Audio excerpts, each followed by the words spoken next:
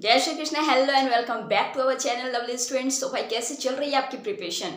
You know what, जब मैं SST के एग्जाम दी थी ना, आपको बिलीव नहीं होगा कि एग्जाम के टाइम में मुझे 2 से 3 क्वेश्चंस ऐसे थे जो कि पता ही नहीं था, बट अल्टीमेटली मैंने उसे कैसे भी करके अपने लैंग्वेज में, बस स्टोरी का मुझे कुछ ओवरव्यू था और उसी लैंग्वेज को दे करके मैंने लिखा। एंड यू बिलीव दिस कि मुझे एसएसटी में ही सबसे ज़्यादा हाईएस्ट मार्क्स आए, दैट इज़ 95 प्लस। और मुझे खुद भी ये चीज़ बिलीव नहीं था। सो भाई ये अनएक्सपेक्टेड जो रिजल्ट जब आया, तो मुझे उस टाइम पे तो कुछ चीज़ का पता नहीं था, बट आफ्टर दैट मुझे उस चीज़ के बारे में एक्सपीरियंस्ड हुआ।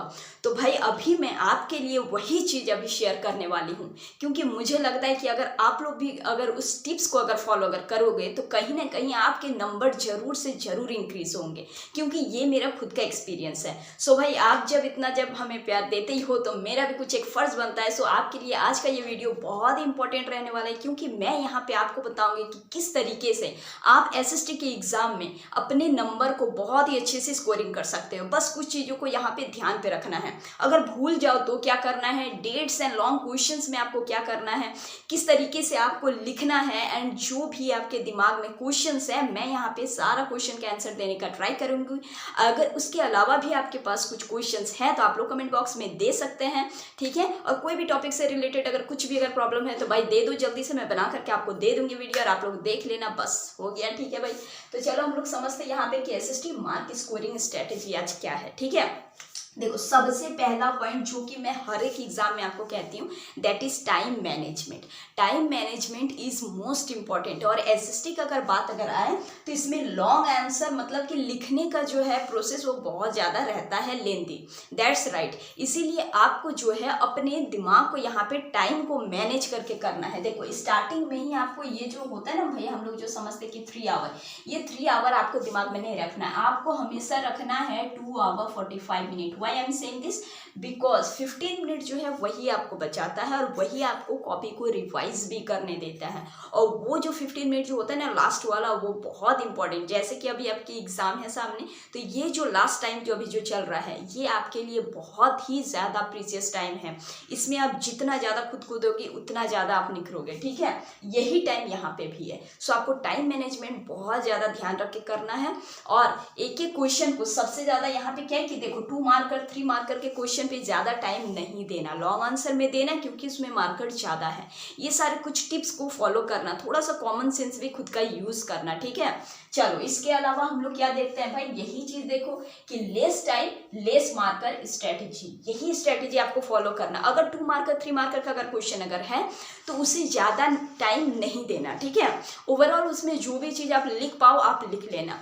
इसके अलावा अगर लॉन्ग आंसर क्वेश्चन अगर है तो लॉन्ग आंसर क्वेश्चन में आप वो टाइम दो, ठीक है। अब देखो, अगर आप भूल जाओ तो भी आपको क्या करना है, इसका भी मैं आपको सोल्यूशन देती हूँ, क्योंकि हर एक स्टूडेंट ये सारे टाइम और ये सारे प्रॉब्लम को फेस करते हुए ही आगे जाता है, ठीक है। सो आपको मैं अपने वे से कुछ चीज़ यहाँ पे बताऊंगी, जो कि आता है हमारा सेकंड यहाँ पे paper presentation tips, which is most and most important. इसको मैं मतलब आपको क्या ही कहूँ, यहाँ से आपका 5 to 10 आउट ऑफ 15 मार्क्स भी आप चाहो तो यहाँ पे बढ़ा सकते हो। अपने कॉपी को नीट एंड क्लीन रखो, जो कि हमेशा हम कहते हैं कि एक आंसर दूसरे आंसर में जब स्विच जब करते हो तो थोड़ा सा गैप रखो, ठीक है।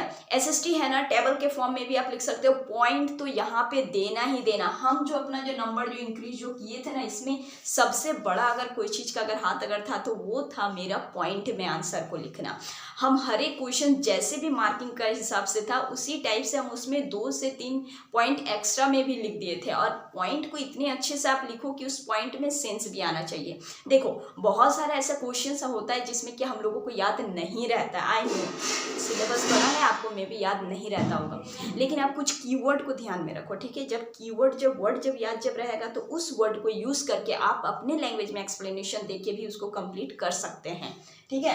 इसके देखो यही हमारा थर्ड क्वेश्चन है क्या भाई, attempt all the question either you don't know. अगर आपको नहीं भी अगर पता हो तो भी मैं आपको सजेस्ट करूंगी आप सारा क्वेश्चन अटेम्प्ट करने का कोशिश करना भाई, छोड़ना मत, छोड़ना मत। 3 नंबर का अगर रहे आपको 2 नंबर तो भाई मिलेगा ना, है ना। 1.5 नंबर तो मिलेगा। छोड़ना बिल्कुल भी मत। उस चैप्टर से रिलेटेड आपको कुछ भी नॉलेज है आप उसमें दे दो, ठीक है। उस क्वेश्चन से रिलेटेड क्वेश्चन का एक एक वर्ड को पढ़ना। देखो एक चीज क्या है, बच्चा यहाँ पे क्या करता है ना कि क्वेश्चन आंसर तो आप लोग याद करके चले जाते हो, लेकिन क्वेश्चन पे आप लोग ध्यान नहीं देते। ये बहुत मिस्टेक है, बहुत बड़ा मिस्टेक है। आप लोग क्वेश्चन पे भी ध्यान दो। क्वेश्चन में कहाँ नॉट लग रहा है, कहाँ क्या बोल रहा है, क्वेश्चन में भी उतना ही इंपॉर्टेंस है जितना कि आंसर में है।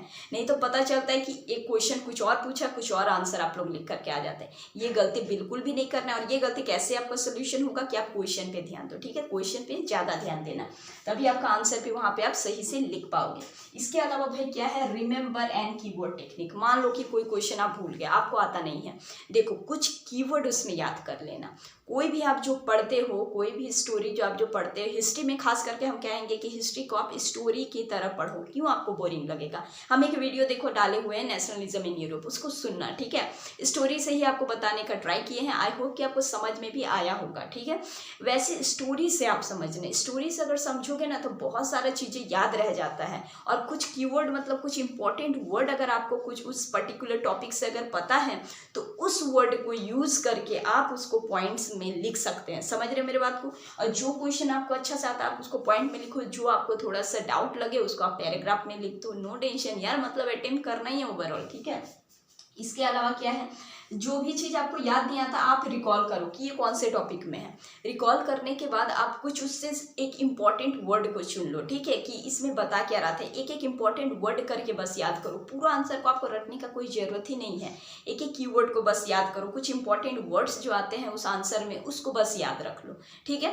और उसको याद रखने के बाद आप क्या करो भाई, सबको अटेम्प्ट करो एंड लास्ट में आप सबको रिवाइज भी कर लो, ठीक है। इसके अलावा जो भी डेट है, मान लो कि 1862 अगर कोई डेट अगर मेंशन है, आपको ये 62 नहीं याद है तो आप यहाँ पे क्या कह सकते हैं, मिडिल ऑफ 18th सेंचुरी, इस टाइप से भी आप लिख सकते हैं, ठीक है। या फिर अर्ली ऑफ 18th सेंचुरी, अगर 1820 है या फिर 1810 है, कुछ भी इस टाइप से, तो वैसे करके लिखा करो। एग्जैक्ट डेट गलत नहीं लिखना, ठीक है। सो ये सारी चीज़ यहाँ पे थे। एंड लास्ट में हमेशा आपको कहूँगी कि रिवाइज करने के लिए टाइम ज़रूर भाई थोड़ा सा रख लेना, ताकि आपके सारे कॉपी को आप एक बार कम से कम देख पाओ, ठीक है। सो यहाँ पे ओवरऑल आपको कैसे अटेम्प्ट करना है, और अगर आप भूल जाओ तो भी आपको क्या करना है, इसके साथ साथ आपको अटेम्प्ट सारा कुछ करना है। कीवर्ड को आपको ध्यान रखना है, अपनी कॉपी प्रेजेंटेशन में काम करना है।